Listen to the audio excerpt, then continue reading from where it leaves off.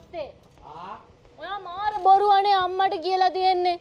අයියනේ විදිහට බොරු කියන්නේ. කවුද අම්මට බොරු කිව්වේ? තාත්තට කියලා තියෙනවා. ඔයා තාත්තේ අම්මට කියලා තියෙනවා. ඔයා කවදාවත් බොන්නේ නැහැ කියලා. ඔව් බඳින්න ඉන්න කාලේ ඇව්වා. මං එතකොට කිව්වා. ඔයා කියලා තියෙනවා බියර් එකක්වත් බොන්නේ නැහැ කියලා. නෑ මං කිව්වේ ඉඳලා හිටලා බියර් එකක් බොනවා කියලා. අම්මගෙන් ආපහා මං කිව්වේ ඉඳලා මගෙන් ඇව්වා ඔයා බොනවද? මං කිව්වා ඉඳලා හිටලා බියර් එකක් බොනවා කියලා. ඉඳලා හිටලා බියර් එකක් බොනවා කියලා. ඔව්. ඉතින් අනිත් දැන් අනිත් දවස් ටිකේ අරක්කු බොනවා. ඉතින් ඒක ඇහුවේ නෑනේ. අම්මහන්න ඕනේ එහෙනම් මොනවාද අනිත් දවස්වල බොන්නේ කියලා. ඇහුවනම් කියනවා. බොරු කියන්නේ. බොරු කියන්නේ. තාත්තේ ඔයා කියලා තියෙනවා ඊට පස්සේ. හරි. ඉඳලා හිටලා බියර් එකක් බොනවා කියලා කියමුකෝ. ඊට පස්සේ ඔයා ආයෙමත් පොරොන්දු වෙලා තියෙනවා. ඔයා අතේ තියෙන සල්ලි ඔක්කොම වියදම් කර කර නාස්ති කර කර බොන්නේ නැහැ කියලා. ඒකට බොනවනේ. නෑ යන්නේ ඒකනේ. ඒ අම්මා කියපු ආකාරයට මං ජීවත් වුණා. මම වියදම් කරලා බොන එක නැවැත්තුවා. යාළුවා අරන් දෙන එකට මම මොකද කරන්නේ? අනේ ඒකනේ. එතකොට මං ඒ දෙන එක බිව්වා මිසක් මම වියදම් කරලා බිව්වේ නෑ. බොරු කියලා නෑ. හරි. බොරු කිව්වේ නෑ කියමුකෝ. හරි යාළුවා අරන් දෙන එක බිව්වා. ඊට පස්සේ තව කාලයක් ගිහිල්ලා මම පොරොන්දුවක් ගත්ත නේද ඔයාගේ? මොකද පොරොන්දුවක් ගත්තේ?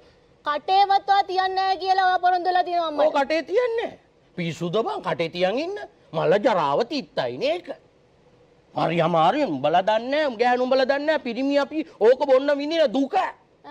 යකෝ කටේ තියන් ඉන්න බෑ තීත්තයි ටක් ගාලා ගිනලා මොනවා හරි කන්න ඕනම් සරට දෙයක් නැද්ද මනෝජ්ජයි නැත්තම් ඉන්න බෑ කට කහනවා මම පොරොන්දු වුණා කටේ තියන් ඉන්නේ කියලා කටේ තියන් ඉන්න බෑ ගිලෙනවා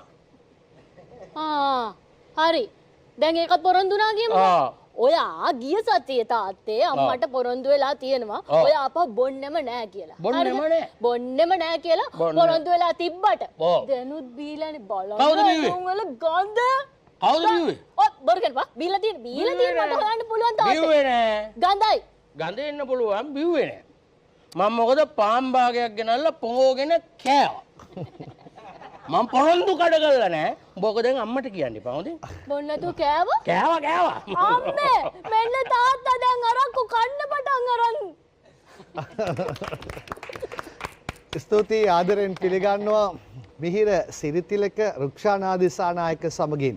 මිහිර ඔල මොල පුරේ මොකද්ද මේ නම? අපිටද එක සැරේට රාජ්‍යයක් රටක් රාජ්‍යයක් ගැන කියනකොට අනුරාධපුරේ මතක් වෙනවනේ. ඒ වගේම ඔලොමලපුරේ කියන්නේ තවත් එක් රාජධානියක්. ඒ රාජධානිය වෙනස තමයි දැන් ඉස්සර අපේ රාජධානි වල ඉඳපු රජවරු නැති වෙලා කියන්නේ. මේ රාජධානිය තාම රජුරෝ ඉන්නවා.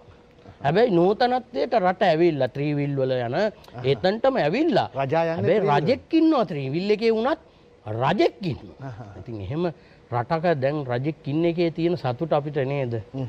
නේද? අපිට ඒක ලොකු සතුටක් නේ. ඒ සතුට තමයි මේ නාට්‍යයේ තියෙන්නේ.